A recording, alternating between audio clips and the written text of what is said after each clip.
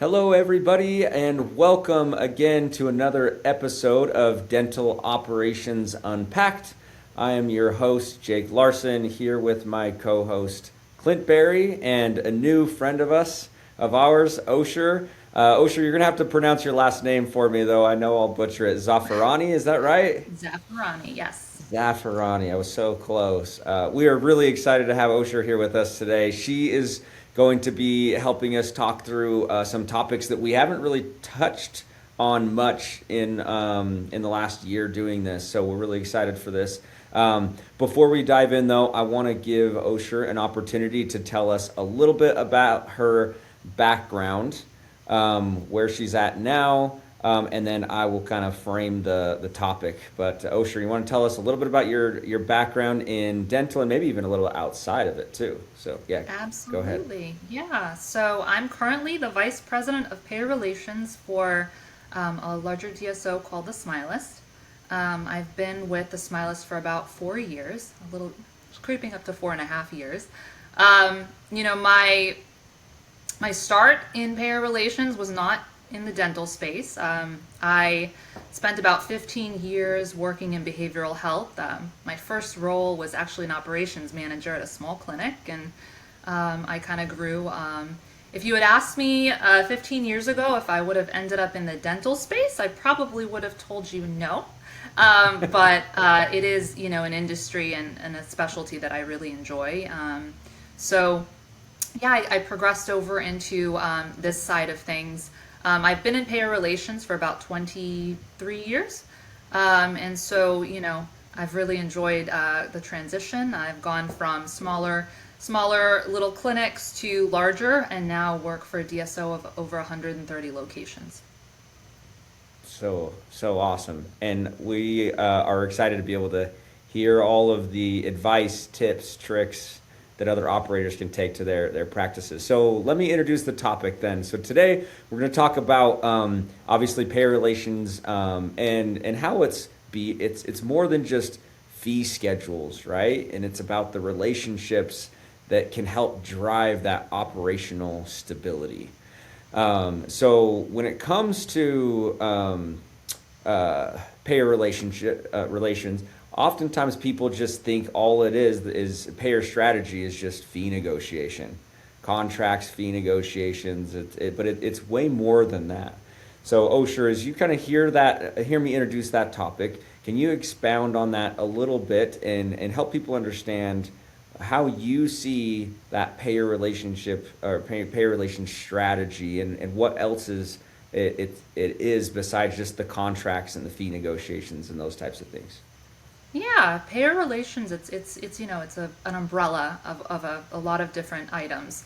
And in payer relations, you're not always just looking at the fee schedules. You're also looking at building the relationship so that you can work on, credentialing escalations, claims questions that folks have, and really being able to support the offices in things that they're day to day. Payer relations reps, they deal with a lot of different items outside of just fee schedules. And, it is so important to be able to build the relationship with those reps so that you can, your offices, as they handle operations issues, verification issues, claims issues, you have that relationship built where they can support you. It's so important to have that. And also as a guide, for reporting too in the offices. And there are times where, the offices need more visibility and clarification on items, as far as like network participation, if plans change every year. And so really having those relationships with those individuals makes a huge difference. So I imagine that a lot of people might feel like they have good relationships at some point with their payers. But let's take a second. Since you manage so many offices and have been in this for so long, what does a strong payer relationship actually look like in your experience? Yeah, a strong payer relationship isn't just about, hey, I sent an email to this provider rep and I explained my concern, or I sent an email because I want to renegotiate my fees. It's having that relationship with that person so that you really know them. And they know you, and you're not just a name that pops up on their inbox. One of the most important things as you build these relationships is really getting to know the person that's managing your offices, because it makes a difference. It really does. And sometimes when we work with these reps, it's kind of a sensitive topic or a sensitive item, and we really need their support. And knowing a little bit more about that person outside of just, hey, they work for Aetna or they work for Blue Cross Blue Shield, it makes a really big difference in how quick the escalation gets taken care of, and who sees it and when. This is interesting to me. This is a world I'm not familiar with at all.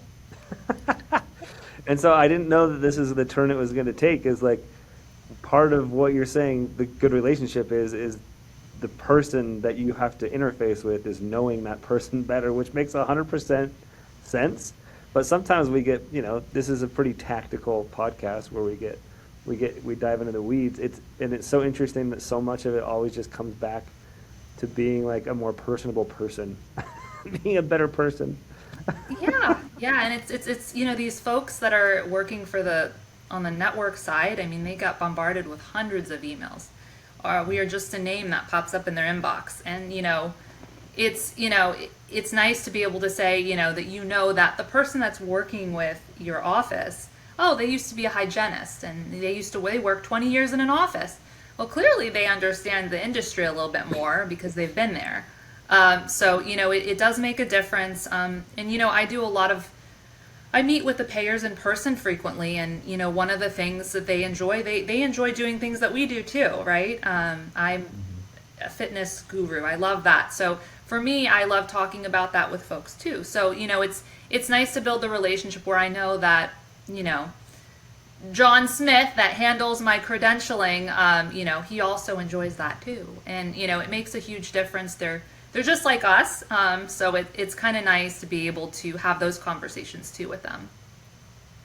Yeah, that was going to be my next question for you, Osher. You kind of gave a little bit of an example there, but I'll kind of ask if there's anything else. Like when you think about the operators out there that might be listening to this or see a little snippet on our podcast, where would you recommend they start when if they look at the relationships that they have with their payers right now, and it is as you described, it's just the person that they email or whatever. Like, what advice would you give them as they put an effort or a greater effort into, okay, I need to build a deeper relationship with that person?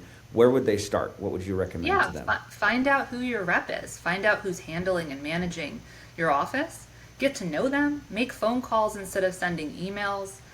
Schedule monthly phone calls with your provider reps. It's very easy in our position to make everything very transactional with those individuals, but your best credentialers, your best payer relations network managers are those that aren't afraid of picking up the phone and having a conversation. Being able to really ask those questions. I think especially nowadays it's very easy to just send an email. But that email can easily just get like compiled in someone's inbox. So I think my biggest recommendation is don't be scared to pick up the phone, find out who's managing your practice, get to know them, schedule monthly calls, and just really be active in just keeping track of kind of where your office is and doing it before there's a problem. I really like that idea of scheduling a monthly call. I would imagine, and like Clint, I don't have as much tons of experience in this category, but I imagine that relationship, as you mentioned, is oftentimes transactional, and they just see this person or that partner as the way that you get this task done. But the way that you're describing it, it really feels like you're encouraging people to look at it as a partnership. Like they're almost a part of your team. If you're having a monthly call with this person, you're inviting them to be a part of your success, just like you're being a part of their success. And it moves past that kind of transactional relationship to something that hey, we're meeting with them each month. They know who you are, you know who they are, and then your engagements in between that are going to be much more similar to how you'd interact with a coworker rather than a, Vendor. a vendor. Yeah. Yeah, and That's it is so important to have that. It's a key, I think, in the industry. It's funny because I don't know if it's like this. Maybe it's not so much in dental, but it's so easy to look at the insurance companies as like the big bad guys, like they never pay, and it Hmm. would be easy for me to let that relationship become pretty hostile.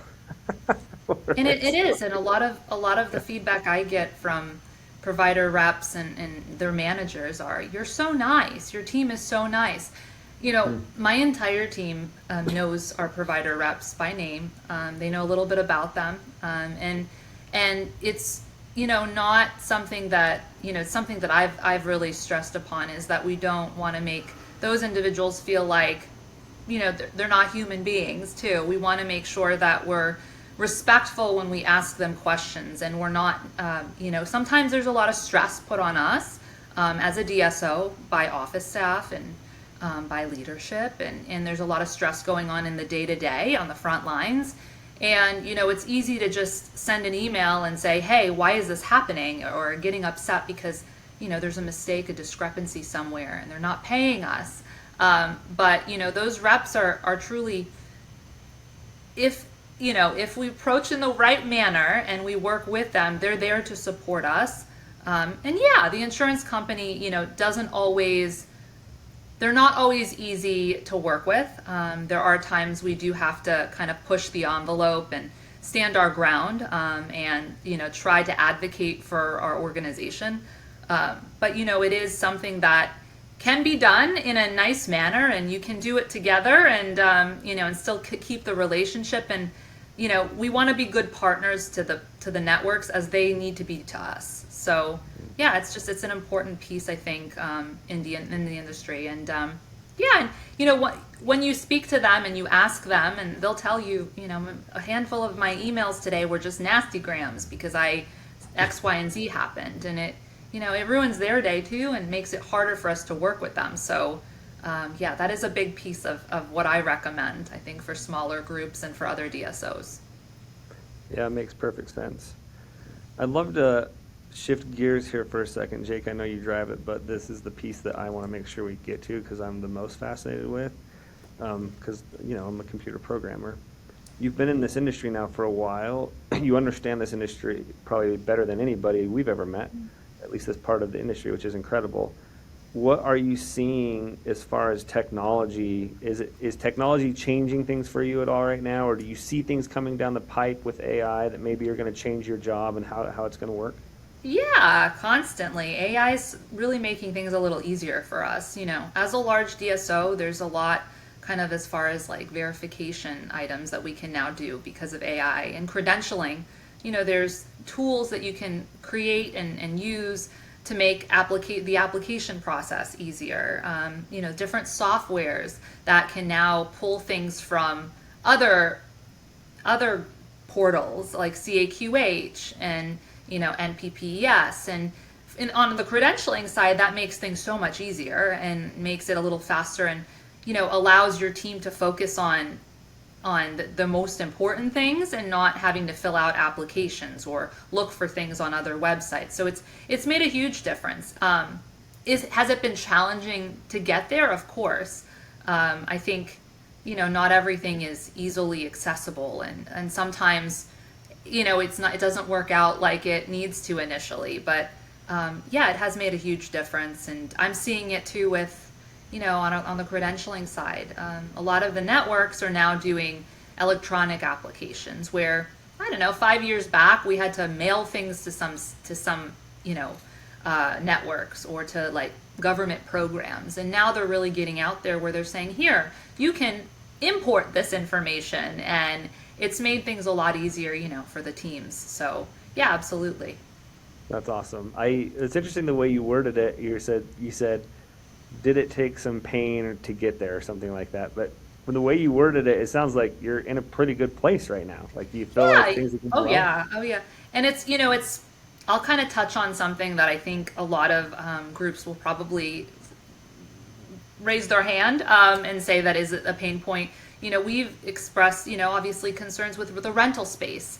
Into the dental industry, I think this is different and differs outside of the medical side, and where we now have rental networks that kind of other networks borrow their rental space for us to participate in. And it can be very confusing because when you do like verification and robots and such, the data that you want is not always visible because the portals don't always have the information.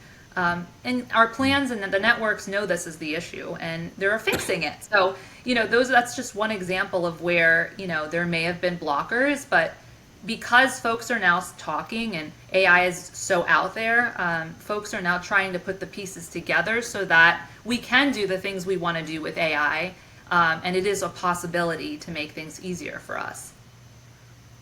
I love it. It's exciting to see all the fun changes that are coming down the pipe. How long would you say, you've been there, how many years have you been at About your 4.5 current? years almost, yeah. Did I you get came to see a into, lot of that technology transition then while you were there? oh yeah, oh yeah, oh yeah, because it's ever growing. And I started, right when COVID was kind of just going away. So, there were a lot of things happening then that, the cost of everything for everyone went up, right? So, we had just, a ton of changes that had to happen. And, folks kind of put a pause on like the AI items. And it was kind of like, okay, well, we need to figure out how to get things to stabilize before we kind of start adding and changing things. And I've seen just like a large growth just as far as what some of the capabilities are out there. Even in some of the softwares I've looked at, it's amazing some of the tools and things you can now do that weren't possible 5 years ago. If you were at a smaller practice or maybe a smaller DSO, a handful of locations, and maybe you haven't really gotten into the technology side on this at all, do you have a recommendation on like where does someone start? Is there certain vendors that you would reach out to, or Oh yeah, what should there's a they- handful. My recommendation would be to go to a conference, go to a dental conference, whether you're going to a conference that's local to your state or you're going to one of the larger ones. I go to a ton of payer relations conferences. Go to a conference and walk around the vendor booths. That would be my biggest recommendation, because that's kind of how I learned more about what was out there, was just talking to people in person, going out and really getting out there. And, there's a handful that are out there right now that are just, so helpful. And they're willing to sit down with, the smaller groups too, and the smaller practices, and explain what tools they can provide for them. And that's kind of my biggest recommendation. And I know a lot of folks aren't, used to going to these conferences, but they do help. Yeah. That makes sense. As a person that's been trying to sell to dentistry for the last 16 years or whatever we've been doing, Jake, I appreciate that you say that, because sometimes those conferences are hard. Yeah, you kind of just sit there at the booth and but I'm one of those folks that walks up to you and starts talking to you about what do you do and why are you here? Yeah, be Um, curious. Yeah, be curious. Yeah, of course, and of then course. learn. And again, like I go to those conferences and I know who the people that are at the booth are, and every couple of conferences I see the same individuals, and it's nice and you never know, like, a year, 2 years down the road, if you don't need the product or the software, or at that time, you don't know if you're going to need it later, because things change. So, I've seen vendors that we were kind of like a couple years ago, I don't think we're going to need them right now. And then, at some point we're ready and we already have the relationship built, or different vendors that are out there that have worked with us to create things.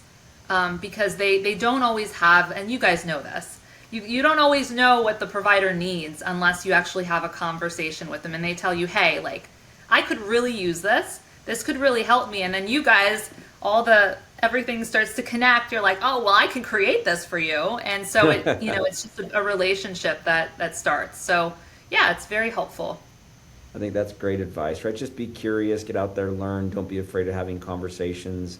Obviously, that's something that kind of a common thread I find. I'm learning with you, Oshers. You're very good at building strong relationships, whether that's with vendors, payers, probably others in your organization. The next question that I have that I think would be very beneficial for smaller DSOs, even up to larger DSOs, is around that scalability, that stability that it takes to go from a few offices to over, what did you say, over 130 right now or something like Yeah, that? yeah. So talk to me about the the stability that those strong relationships give you as you scale, and also as you scale, how are you bridging the communication, the whatever it might be between the corporate entity and each individual clinic that's now talking and working with these payers? Yeah, so the biggest tool and the biggest thing that I would say is, you know, for me, is just understanding your business, right? Knowing, where you want to go and how you want to get there, and that would be the biggest piece, is just really understanding the business. I think for me, I didn't start off going to conferences and meeting all these individuals right off the bat. I actually had to build my team. I had to make sure that we had everything operationally functioning when we, acquired practices or, built a practice from the ground up. And that was the key piece. I only started really getting out there when I knew that we had structure and I knew that I had a team built out that was able to do what they needed to do on the daily.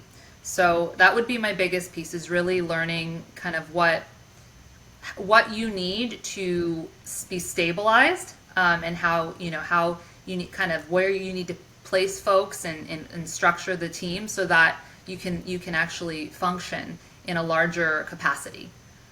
So that's kind of where I would start off. A big piece for me was figuring out on my teams, like, who was good at what, and where I could place people that would make sense. And again, like, once we started to really develop and grow, it was easy for us to just pick up the pieces and kind of just go with what we needed to do. And we've grown a lot. Like, when I started 4.5 years ago, we were 40 practices, Wow. and we're at over 130. So we've grown a large amount in a short period of time. And it's been busy. It's the departments. I have a smaller department, and but we all know what we have to do. My team knows exactly what responsibilities they have, and they're able to get that out the door. So that would be like my biggest recommendation, is understanding your business, structuring it in a way where it can function to the best of its capacity, and going from there. And then once you kind of have that, get yourself out there and start meeting folks that are able to support you on the payer relation side, so you can actually build your fee schedules and make sure you're tackling things on a higher level. Awesome advice. Well, Osher, this has been really insightful. I've never looked at the significance that the relationship with payers can have. I think that, as Clint mentioned before, it's oftentimes seen as, the insurance is the bad guys, or it's just a simple task, or it's an email. But it makes so much sense that relationship can help you through the easy things, as well as, and probably even more so, when things get difficult and those conversations need to be had. If you have a good relationship, that it's going to provide more stability, it's going to provide more efficiency getting all of those things through like they're supposed to. It seems so simple, but I imagine that a lot of people they don't look at it through this lens that you've kind of painted, that can be so helpful. Yeah, and a lot of the times, Jake, folks don't always, they're so busy in the office that they don't think that maybe I should make a phone call and understand kind of who's handling this, or maybe I should revisit my fee schedule, or maybe I'm having these issues with these claims, maybe I should make a call and try to see what's going on.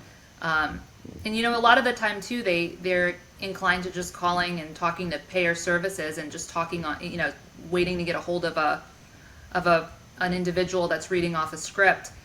You could be on the phone for 40 minutes doing that, versus having a direct contact or someone that can escalate it for you and assist you and be able to just right away look at kind of what's going on. So it does make a difference. Being a larger group, I know we are very reliant on working with individuals to that capacity, but even the smaller offices, it's so important to be able to do that. Yeah, it's amazing. Well, thank you, Osher. But before we end, we always like to ask this one question to finish, and that is something actionable. If someone were to listen to this today, what is the one thing that you would hope that they would take away from this? And if it's something actionable, even better. But even if it's just an insight, what's the one thing you'd hope that other operators would learn from our conversation today? Yeah, I would say is, the biggest piece is that, just remember that folks that work on the payer side, they're also human like us. And, they do also have a lot on their plate. So, the best thing I would say to folks, if you're going to take one thing out of this call is, be creative, be open to being collaborative with the networks, and try and, look at it on both ends.